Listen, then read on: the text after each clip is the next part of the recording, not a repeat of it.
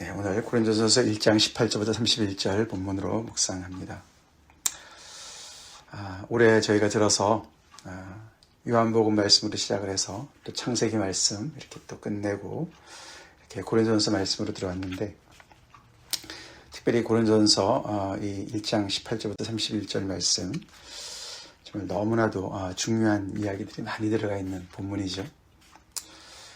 우리 매년마다 하나님 말씀 우리가 또 이렇게 좀 많은 내용의 분량을 암송하고 그러는데, 이 고린도서 1장 18절부터 31절 올해 우리 암송 구절로 삼으려고 합니다.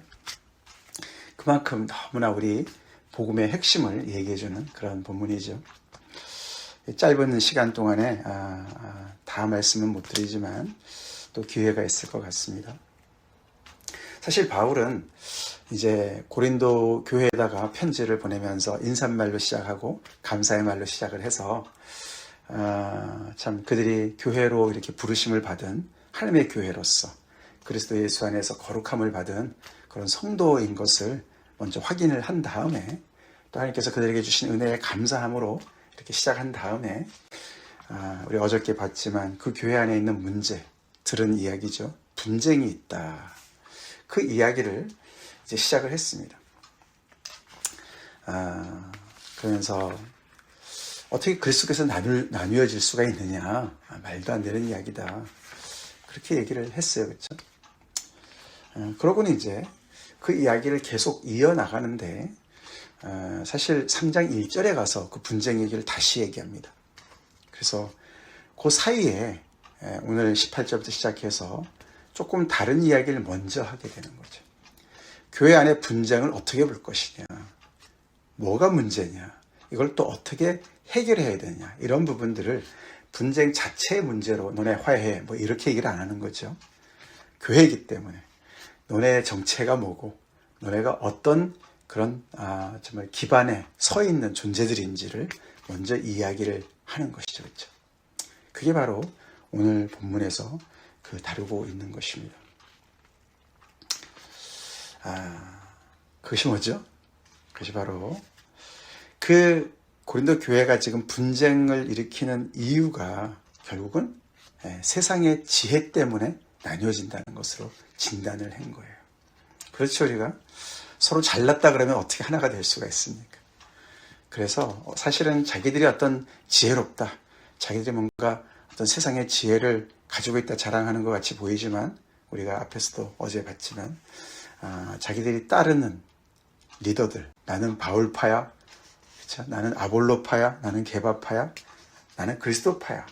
그래서 어떤 자기들이 좋아하는, 선호하는 리더들의 어떤 그런 그 지혜와 어떤 그런 또 웅변적인 어떤 그런 수사학적인 그런 능력, 그러니까 많이 아는 것도 아는 거지만 그걸 또 이렇게 잘 표현하는 그런 것들을 그 당시 헬라 철학이 또 문화가 굉장히 그걸 높이 샀거든요.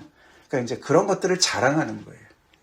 그래서 이 바울은 그들이 지금 자랑하고 있는 이 세상 지혜가 그들이 받아들인 복음과 얼마나 그게 잘못된 것인지, 얼마나 거리가 있는 것인지, 그것을 얘기를 먼저 하는 것이죠. 우리에게도 다 적용되는 말씀이죠. 그렇죠? 우리가 세상의 지혜를 가지고 예수를 믿는 거 아닙니다. 그렇죠? 세상의 지혜를 우리가 따라서 마치 복음을 우리가 받아들이면, 하나님의 말씀을 배우면 세상의 지혜를 얻는 것처럼 우리가 막 지혜로워져서 사람들한테 많이 인정을 받고 막 사람들이 막 우러러보고 막 그런 줄로 안 거예요. 고린도 교회 사람들이요. 그러다 보니까 자꾸 이렇게 싸우고 나뉘어지는 것이죠. 그래서 바울이 너네가 믿는 그 복음이 세상 지혜랑 너무나 다른 거야, 그 얘기를 먼저 하는 것이죠. 세상 지혜와 그래서 복음을 대조시키고 있습니다. 그 복음이 뭐죠? 오늘 18절에 십자가의 도다, 그렇게 얘기합니다. 이 도라는 말은 로고스, 그 로고스가 바로 17절이랑 연결되어져요. 오직 내가 복음을 전하러 왔지 내가 세례를 베풀려고, 침례를 베풀려고 온 것이 아니다. 그러면서 말의 지혜로 하지 아니함은 그리스도의 십자가가 헛되지 않게 하려니라. 그래서 말의 지혜라는 말을 썼어요. 그 사람들이, 그 당시의 사람들이 말로써 어떤 지혜를 나타내는 어떤 그런 이야기를 하는 거예요. 그 말이란 단어가 로고스예요. 그래서 세상 사람들이 말로 지혜를 표현하는 것과 십자가의 말씀, 십자가의 로고스와 대조를 시키는 거예요. 세상 사람들이 이해하는 지혜와 내가 전한 십자가의 말씀, 십자가의 도가 얼마나 차이가 나는지 너네 몰라? 그렇게 얘기해요. 그래서 이 십자가의 도가 무슨 일을 했냐? 십자가의 도가 세상에 들어와서 멸망하는 자들과 구원받는 자들을 나눴다고 얘기를 합니다. 그 18절 얘기예요. 그래서 이 바울이 얘기하는 것은요, 이 십자가 사건이 세상 종말 사건으로, 하나님께서 세상에 심판을 내리시고 구원을 내리시는 사건으로 얘기를 합니다. 십자가가 그렇죠? 십자가가 그렇습니다. 십자가의 도가 멸망하는 자들에게는 미련한 것이고 구원을 받는 우리에게는 하나님의 능력이다. 십자가의 도가 쫙 세상에 선포됐대. 그래서 그리스도의 십자가는 사건이라고 제가 말씀드렸어요. 그렇죠? 사건이 그냥 세상 사람들이, 어떤 똑똑한 사람들이, 철학자들이 만들어내는 무슨 말이 아닌 거예요. 이것은 그냥 역사 속에 침투한 하나님의 구원 사건이었어요. 그래서 십자가의 도가 딱 이루어지자 그것을 믿는 사람들이 있고, 그래서 믿어서 구원받는 사람들이 있고, 그것을 멸시하는 사람들이 있고, 그래서 그 사람들은 미련하다고 생각해서 결국은 그들은 이 십자가의 도를 거부하는 사람들이죠.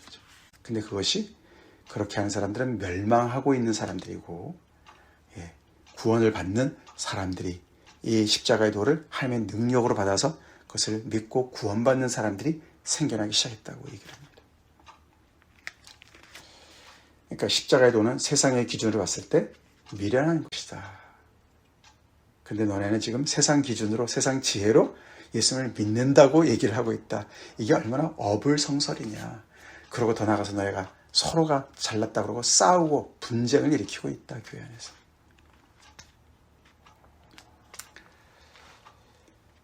그래서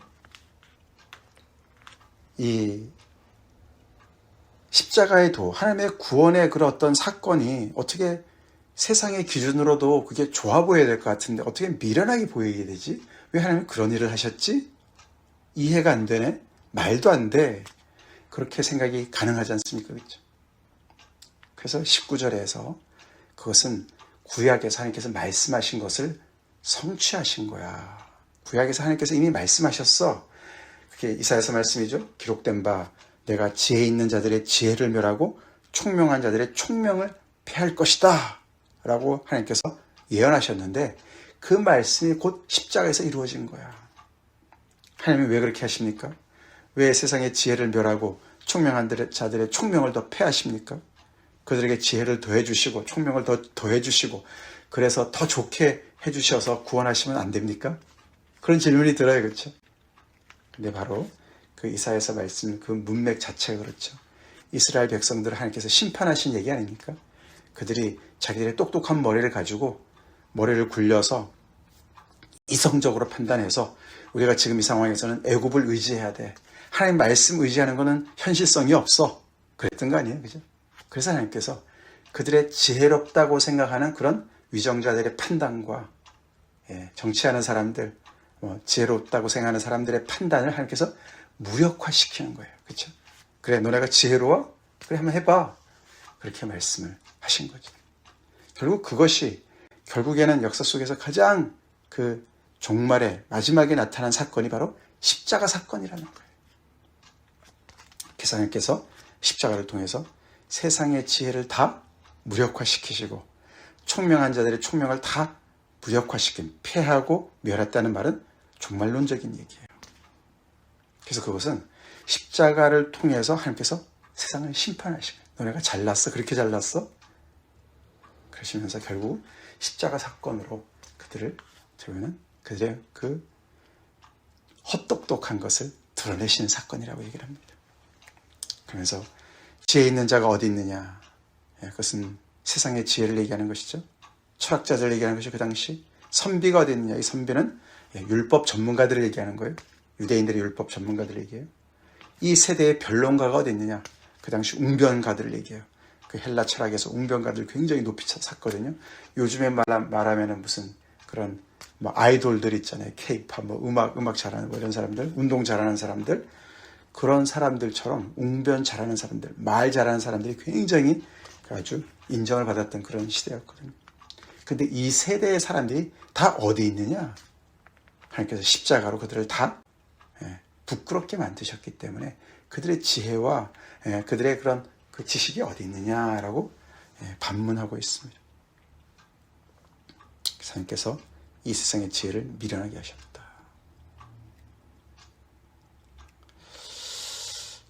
21절에 하나님의 지혜에 있어서는 세상이 자기 지혜로 하나님을 알지 못함으로. 아멘이시죠? 이게 복음이지. 세상이 아무리 똑똑하고 뭐 IQ 200, 300 AI가 아무리 발달하고 그래도 세상의 지혜로는 하나님을 알지 못합니다. 하나님의 영광에 이르지 못합니다. 그러니까 자기가 아무리 똑똑하다 할지라도 하나님의 지혜에 미치지 못하는 거예요. 그래서 하나님께서 전도에 미련한 것으로 믿는 자들을 구원하시기를 기뻐하셨다. 지혜롭고 슬기로운 자들은 에게는 숨기시고 어린아이들에게는 나타내시는 하나님이시죠? 그걸 기뻐하시죠? 그래서 너무나 지혜롭다고 생각하는 사람들의 그 모든 것들을 완전히 그냥 무력화시키시는. 그래서 하나님께서 하신 일이 전도에 미련한 것은, 이것은 전도하는 게 미련하다 그런 뜻이 아니라요. 그러니까 십자가의 그 복음 자체를 얘기하는 거예요. 내용을 얘기하는 거예요. 즉, 그 말은 밑에 보면은 십자가에 못 박힌 그리스도죠. 그게 복음이죠. 복음의 내용이 뭐예요? 이것을 믿고 구원을 받아라.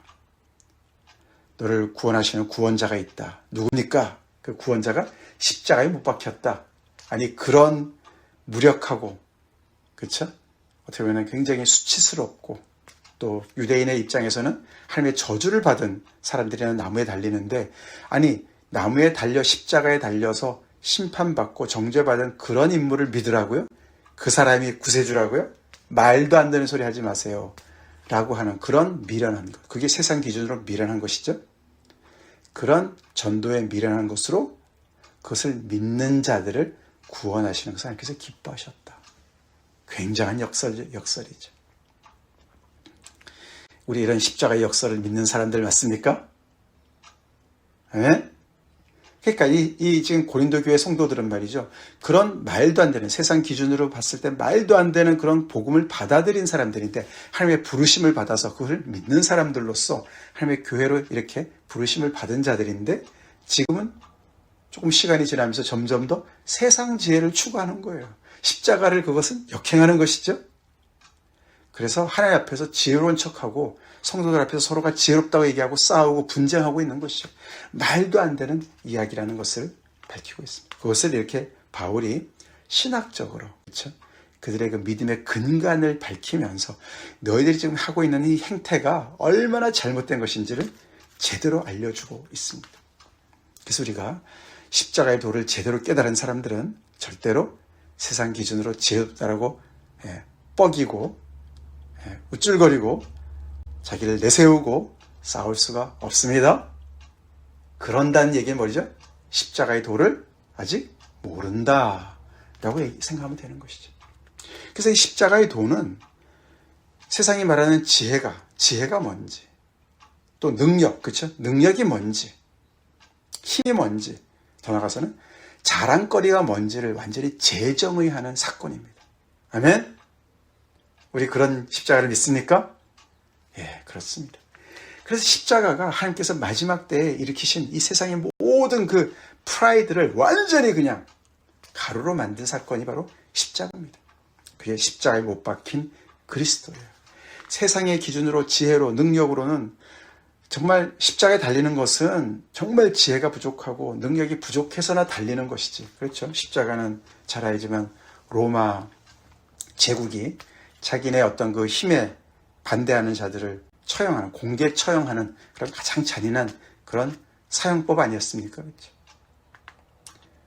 그래서 정말 지혜롭고 힘 있는 자들이 왜 십자가에 달리겠습니까? 그런데 구세주라는, 그리스도라는, 메시아라는 분이 어쩌자고 십자가에 못 박히시는 사건이 벌어졌느냐. 근데 그분을 믿는 자들이 구원을 얻는다. 이게 말이 되냐? 어떻게 하나님이 그렇게 하실 수가 있느냐? 라고 유대인들도 얘기하고 헬라인들도 다 얘기한다. 그래서 십자가는 걸림돌이 되죠? 걸림돌이 돼요. 유대인들에게는 거리끼는 것이 되고 스캔들이 되는 것이고 이방인들에게는 미련한 것이 된다. 왜냐하면 유대인들은 표적을 구하고, 표적은 하나님의 능력이죠. 마치 모세를 통해서 홍해를 가르듯이 메시아를 보내주셔서 하나님께서 놀랍게 능력을 행하셔서 자기들을 구원하실 어떤 그런 것을 기대하고 있었는데, 아니 이건 웬걸요. 그렇죠? 메시아인 줄 알았는데 그분이 십자가에 달려 죽으셨어요. 그게 무슨 표적이냐. 근데 예수님은 내가 보여줄 표적은 요나의 표적밖에 없다라고 말씀하셨죠. 그들의 그 모든 기대감을 완전히 무너뜨리는, 그 기대감이 결국 그들의 교만이 되었죠. 그렇죠? 그래서 자기들이 세대를 판단한다고 생각했어요. 바리새인들과 사두개인들과, 그렇죠? 모든 그런 그 종교 지도자들이, 제장들이 다 그렇게 생겼어요. 그래서 십자가를 그렇게 정말 멸시하는 그런 그들의 그 거리끼는 것이 되었죠. 헬라인들은 지혜를 찾습니다. 그렇죠? 그 당시 헬라 철학 유명하지 않습니까? 그 사람들이 정말 세상의 모든 지혜를 다 긁어 모아서 그 지혜를 또 사람들한테 알려주고 그러면서 그 지혜로 자기를 굉장히 높이는 그런 상황이었는데, 아니 오죽 못났으면 십자가에 못 박힌 그런 사람을 구세주로 믿는다고? 참 너네 딱하다. 세상 지혜로 그렇게 얘기하죠. 근데 하나님은 그 십자가에 못 박힌 그리스도를 통해서 구원을 이루십니다. 그를 다시 살리시고 그를 믿는 자마다 죄 사함을 주시고, 어린아이 같은 믿음으로 주님 앞에 믿는 자들을 하나님께서 구원하시는, 그들을 거룩하게 하시고 하나님의 교회를 부르시고 성도로 세우시고 참 이스라엘의 그 구원의 역사, 언약의 역사 속으로 그들을 초대하시는 놀라운 구원 사건, 그들에게 성령을 주시고 할렐루야, 그런 놀라운 일을 하나님께서 행하시는 그 일에 지금 너네가 초대를 받아서 지금 거기에 그런 하나님의 교회로 지금 부르심을 받았는데, 너네 지금 하고 있는 일을 봐. 너네는 지금 세상을 따라가고 있어. 세상의 지혜를 가지고 지금 너희들이 싸우고 있어. 라고 얘기를 하고 있습니다. 오직 부르심을 받은 자, 계속 부르심을 얘기하죠. 하나님의 부르심을 받았다. 그것이 우리 1장에 제일 처음에 나오지 않았습니까? 바울도 하나님의 부르심을 받아서 소명을 받았지만 너희들도 하나님의 부르심을 받았어. 그래서 구원을 받았어. 교회로 부르심을 받았어. 라고 얘기했어. 부르심을 받은 자들은 유대인이나 헬라인이나, 이게 지금 어떤 그런 그 인종의 문제가 아니에요. 그렇죠? 종교의 문제도 아니에요. 다른 건 다 넘어서서 유대인이나 헬라인이나 그리스도를 중심으로 다시 하나가 될 수 있는 것을 다시 얘기하면서, 그리스도는 하나님의 능력이고 하나님의 지혜다. 아멘. 아멘. 이 그리스도는 십자가에 못 박힌 그리스도죠. 그래서 나의 모든 지혜와 나의 모든 잘남과 나의 모든 능력과 모든 것을 다 십자가에서 내려놓을 때, 그 십자가에 못 박힌 그리스도를 그 앞에 무릎을 꿇을 때 드디어 우리는 거기에서 하나님의 능력을 경험하게 되고 하나님의 지혜를 깨닫게 된 줄을 믿습니다. 그런 십자가의 역설을 얘기합니다. 그러면서 하나님의 어리석음이 사람보다 지혜롭고 하나님의 약하심이 사람보다 강하다. 세상으로 봤을 때 어리석음은 보이지만 그것이 얼마나 하나님의 지혜인지를 역설적으로 얘기하고 있고, 이 하나님의 어리석음과 하나님의 약하심은 다 십자가 사건을 얘기하는 것이죠. 세상 기준으로 봤을 때 십자가의 사건이 얼마나 어리석게 보이고 얼마나 약하게 보이는데 그것이 하나님의 지혜였고 하나님의 능력이었다. 그래서 이 지혜를 자랑하는 자들에게 하나님의 어리석음을 바울이 얘기하는 거예요. 그것이 어리석음은 아니죠. 그렇죠? 인간들이 헛똑똑하니까 그것을 제대로 잡으시기 위해서, 뒤집어 엎으시기 위해서 이렇게 하셨습니다. 거기에 이어서 26절부터 29절까지 그 메시지 자체가 그렇게 세상의 기준으로 어리석었다는 걸 얘기를 한 다음에 너네 자신을 봐라, 그렇게 얘기합니다. 너의 부르심을 보라. 너네 자신을 보면 또 알겠네, 그렇게 얘기하죠. 너네 자신을 봐. 너의 부르심을 봐. 또다시 부르심이죠. 육체를 따라 우리가 세상의 기준으로 봤을 때 지혜로운 자가 너네 안에 많지 않고 능한 자가 많지 않고, 다시 또 지혜와 능력을 얘기하죠. 문벌 좋은 자가 많지 않다. 많이 배운 사람들, 가방끈 긴 사람들 그렇게 많지 않다. 이 고린도 교회 성도들을 무시해서 하는 말이 아니죠. 그렇죠? 이 복음에 걸맞게 하나님께서 어떤 사람들을 불러냈는지를 너네가 보면 알잖아. 세상의 기준으로 정말 똑똑하고 가지고 있고 능력 있고 이런 사람들이 막 세상에 머리 똑똑한 사람들이 깨달아서 하나님 믿는 거야? 아니잖아. 하나님의 은혜로 이렇게 우리가 부족하지만 하나님께서 우리를 부르셔서 그 십자가 안으로 우리가 들어온 거 아니야? 그러면서 하나님께서 세상에 미련한 것들을 택하사 지혜 있는 자들을 부끄럽게 하시려고. 하나님의 목적이죠. 그래서 어린아이들을 부르셔서 지혜롭고 슬기로운 자들을 겸손케 하시는 그런 이야기가 연결되어지고, 세상에 약한 것들을 택하사 강한 것들을 부끄럽게 하시고, 세상에 천한 것들과 멸시받는 것들과 없는 것들을 택하사 있는 것들을 패하려고. 여기 패한다는 말이 또 나오죠. 종말론적인 사건이죠. 십자가는 종말론적인 사건입니다. 그래서 세상에 천한 것들과 멸시받는 것들과 없는 것들을 택하셔서 있는 것들을, 먼저 된 자들을 나중되게 하시는 그런 놀라운 사건이 있어서, 그게 바로 십자가 사건이고, 29절의 결론이죠. 이는 아무 육체도 하나님 앞에서 자랑하지 못하게 하려 하심이라. 하나님의 이 궁극적인 목적은 뭐죠?